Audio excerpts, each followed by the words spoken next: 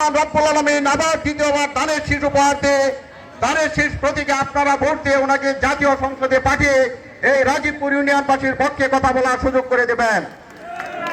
উপস্থিত সাথী ও সহযোদ্ধা বন্ধুরা, এই পর্যায়ে আপনাদের সম্মুখে বক্তব্য নিয়ে আসছেন বাংলাদেশ জাতীয়তাবাদী ছাত্রদল ময়মনসিংহ উত্তর জেলা শাখার সংগ্রামী যুগ্ম সাধারণ সম্পাদক জনাব আনিসুজ্জামান শুভ।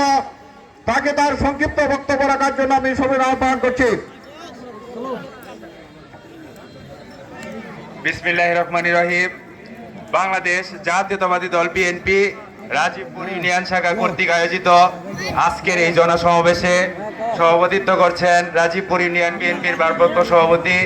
প্রধান অতিথি হিসেবে উপস্থিত আছেন বাংলাদেশ জাতীয়তাবাদী দল ময়মনসিংহ উত্তর জেলা শাখার অন্যতম সদস্য, ঈশ্বরগঞ্জ উপজেলা বিএনপির সাবেক সভাপতি, ঈশ্বরগঞ্জ ময়মনসিংহ ৮ ঈশ্বরগঞ্জ থেকে সাবেক নির্বাচিত সংসদ সদস্য। বিশেষ অতিথি হিসেবে উপস্থিত আছেন সাবেক ছাত্রনেতা, বাংলাদেশ জাতীয়তাবাদী যুব দলের সাবেক সভাপতি, ময়মনসিংহ উত্তর জেলা বিএনপির অন্যতম সদস্য, প্রিয় অভিভাবক কামরুজ্জামান লিটন ভাই।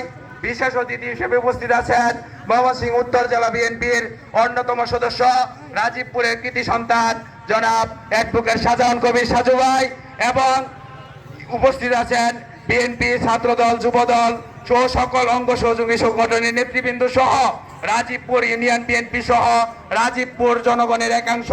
সকলকে জানাই আমার প্রাণ প্রিয় সংগঠন বাংলাদেশ জাতীয়তাবাদী ছাত্রদল ময়মনসিংহ উত্তর জেলা শাখার পক্ষ থেকে রক্তিম শুভেচ্ছা অভিনন্দন।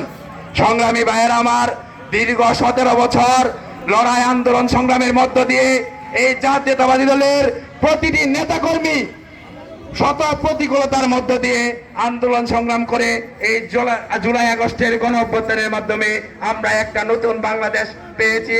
সংগ্রামী ভাইয়েরা, সকলেই আমরা আগামী দিনে দেশ নায়ক